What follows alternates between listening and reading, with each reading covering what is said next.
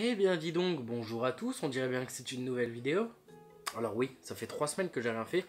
Et oui, la vidéo pour le Ulule n'est toujours pas sortie et le Ulule non plus du coup. Parce que tout simplement, avec le travail, j'ai des horaires assez particuliers. Ce qui fait qu'en fait, quand je rentre, je vais dormir directement. Et que l'après-midi, j'ai pas forcément beaucoup de temps pour avancer à fond sur ne serait-ce que toutes les contreparties qu'on doit montrer directement. Ou tout simplement les pages en elles-mêmes, ou la couverture qui est quasiment finie mais qui n'est pas encore totalement finie. Et donc tant que tout ça n'est pas achevé, je ne peux donc pas sortir la vidéo et donc pas lancer le Ulule. Donc ayez un tout petit peu de patience, merci, mais il arrivera grand maximum en avril. Oui, en avril. Je ne sais pas quand, mais grand maximum en avril, parce que là je suis sur la fin, donc tout va bien. Donc aujourd'hui on se retrouve avec une vidéo assez simple que vous m'avez demandé, et que j'avais envie de faire dans tous les cas. Donc une vidéo où je vais parler de mes figurines, et donc ce petit plateau que j'ai acheté à Ikea va donc me servir, parce que c'est un petit plateau tournant. Et ça, ce sera super pratique pour vous montrer quelques petites choses de figurines, plutôt que de les prendre à la main. On va faire du coup du plus petit au plus grand pour les figurines, je pense que ce sera plus simple.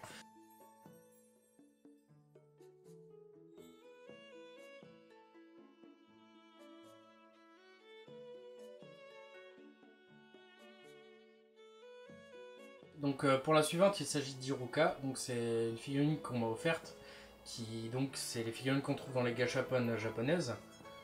Mais franchement, je la trouve très sympa. Je la trouve assez bien faite pour la taille, parce que si on met ma main à côté, on voit que c'est vraiment petit.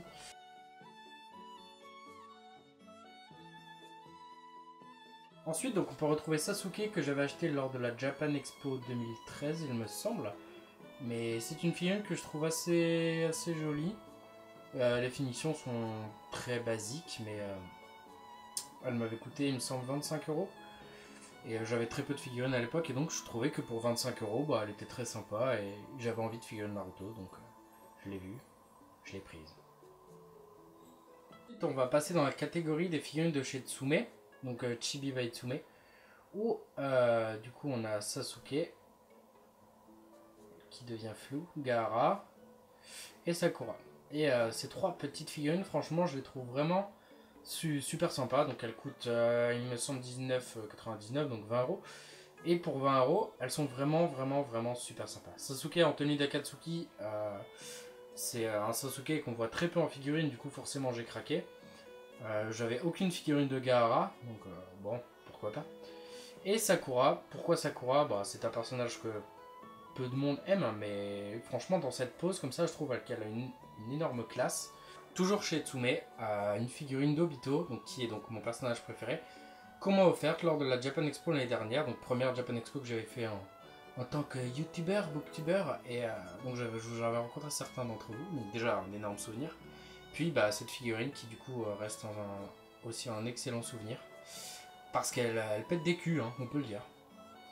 Je sais pas ce que vous en pensez, je sais pas si vous l'avez ou si vous aimez, mais j'étais obligé. Parce que la pose, les finitions sont vraiment magnifiques, puis Obito est magnifique, l'effet du casque cassé qui du coup vole vraiment partout. Je la trouve juste magnifique.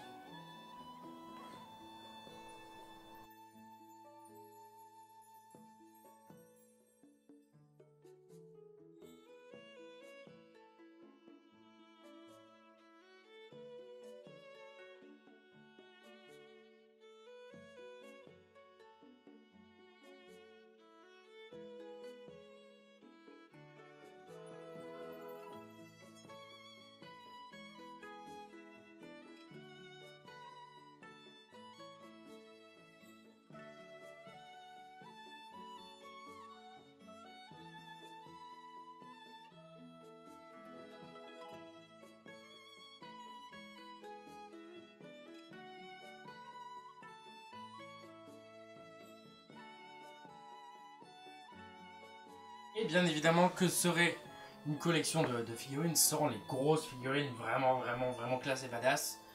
Donc moi je vous présente mes petites merveilles. Donc c'est Naruto, bien évidemment, et Sasuke. Donc qui s'affrontent lors du tome 26 et 27. Quand ils sont jeunes du coup, et je trouve que c'est l'un des combats les plus beaux au niveau du dessin et du combat en lui-même que Masashi Kishimoto nous a fait, donc le créateur de Naruto. Et quand j'ai vu ces figurines, j'ai demandé au magasin donc, où je vais tout le temps s'il pouvait les avoir. Et bien évidemment, il m'a répondu oui pour une fois, sachant qu'il a très peu de figurines Naruto à chaque fois, comme la série est finie, c'est compliqué. Et je les avais vus aussi à la Japan Expo, j'avais mis ok, je les veux, c'est pour moi. Et quand il a pu les avoir, j'ai foncé, je les ai achetés. Et moi je pense que, moi je suis sûr, même j'ai aucun regret de les avoir. Parce que c'est complètement impressionnant, les finitions sont ouf. Les détails des attaques c'est une tuerie. L'effet des vêtements qui volent, du coup, ce qui est aussi cool, c'est qu'il n'y a pas de socle en fait, c'est les attaques, donc comme on peut le voir là, tout ça, qui permettent de maintenir la figurine. Et donc, franchement, c'est hallucinant. Hop, petit zoom du côté de Sasuke. Et petit zoom du côté de Naruto.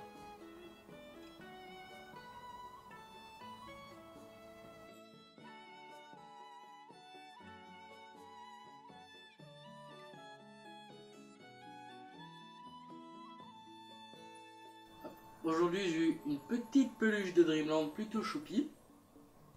Là, j'ai depuis un moment déjà le chat dans le chat ballon électrique. Et donc, pour la partie 2, on va commencer donc avec Power Ranger. Parce que, bon, comme vous le savez sans doute, j'aime Power Ranger. Donc, en premier, c'était Rita, donc du film. Le Ranger vert de Mighty Morphin Power Ranger, donc la première saison qu'on a eue en France et en Amérique et tout ça. Billy, donc des Rangers bleus, donc Mighty Morphin, toujours pareil. Le Ranger rouge du film, que je trouve rigolo avec sa petite bouche. Et tout au centre, qui est-il, dis donc? C'est Goldar, donc Goldar de la série originale aussi, pareil pour Ranger Mighty Morphin. Toujours dans les pop, Tony Chopper, donc forcément One Piece, que je trouvais assez rigolo. Puis pour le prix, ça va. Et comme j'ai aucune figurine de Chopper, j'ai craqué. Tous ceux qui me connaissent savent que je n'aime pas forcément beaucoup Dragon Ball, mais Dragon Ball, j'aime beaucoup Bulma. Et quand je l'ai vue, elle était sympa, puis elle était moins chère avec les soldes et tout ça. Donc j'en ai profité quoi. Ensuite, Oshako dans My Hero Academia, je vais dire One Punch Man. Donc My Hero Academia, Oshako donc avec son masque dans cette version, parce que sans son masque je la trouvais moyenne, et avec son masque je la trouvais rigolote. Et puis je l'ai eu aussi moins cher, donc je l'ai prise direct quand je l'ai vue. Je sais pas gérer mon argent. On va finir avec Soul, donc Solitaire. À la base je voulais Maka, mais Maka est introuvable et sur le net elle est à 40 ou 50 euros à chaque fois. Donc j'évite de l'acheter, mais si un jour je la vois en magasin à un prix correct, je vais l'acheter forcément parce que c'est le personnage c'est la pop que je cherche tout le temps et que je ne trouve jamais. C'est la seule que je veux vraiment en ce moment, donc j'adore. Hop, là vous le savez, sans doute quand j'ai fait ma vidéo sur la Mangatech, j'aime énormément Kenshin le Vagabond. Et cette figurine m'a coûté 45 euros, donc je trouve que pour le prix, c'est totalement raisonnable et elle est beaucoup trop classe pour que je passe à côté quand je l'ai vue. Donc je l'ai prise immédiatement avant qu'elle me passe entre les doigts. Erza est un personnage qui fait énormément penser au personnage féminin de notre histoire au niveau de son caractère. Et donc, pour le prix, la taille et tout ça, franchement, je trouvais que ça valait le coup. Et je me suis dit pourquoi pas aussi avoir un peu de Fairy Tail, parce que malgré tout, c'est un shonen qui, dans ses premiers tomes, est très sympa. Hop, ensuite, on passe à One Piece. Donc One Piece, j'ai plus d'autres figurines, mais après c'est des petits, donc pour moi ça vaut pas vraiment le coup. Donc on a forcément Luffy, c'était un peu logique, et Zoro que je trouvais assez rigolo et pour le prix aussi il était assez correct, donc je l'ai acheté. Hop, là, Terrence de Dreamland, donc la première figurine imposante que j'ai eue dans ma collection. Forcément manga français et manga extraordinaire, j'étais obligé de la vouloir, et c'est mon père qui très gentiment me l'avait offerte à Noël. Et franchement j'en suis totalement satisfait parce que Tsume fait un travail de folie à chaque fois, à chaque figurine.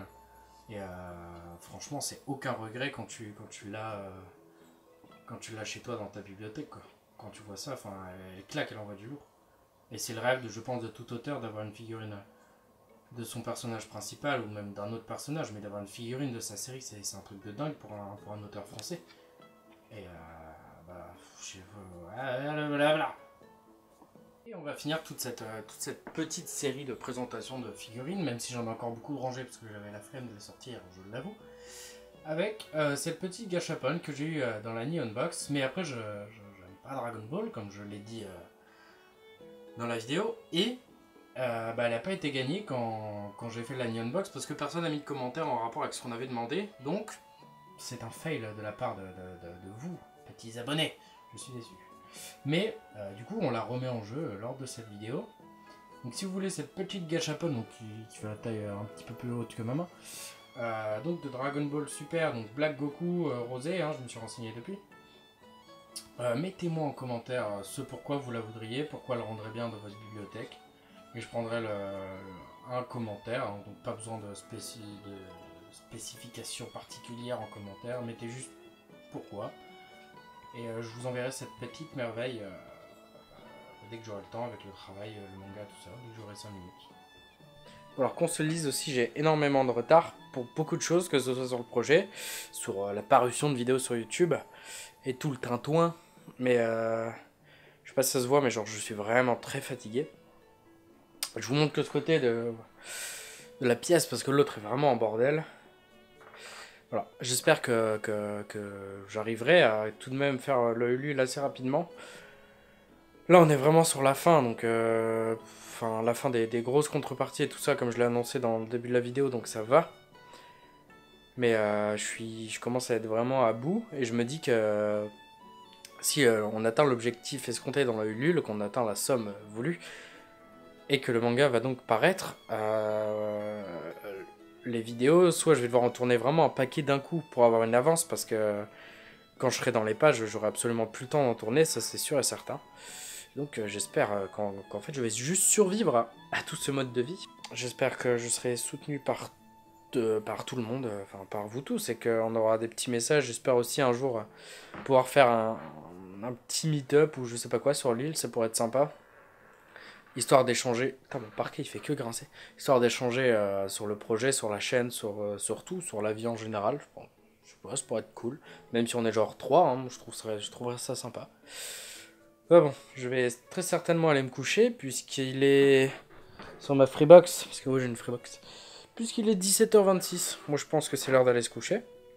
Je vais aller faire un petit somme de 30 minutes. Et je réattaque tous les dessins. Bonne nuit. Ciao.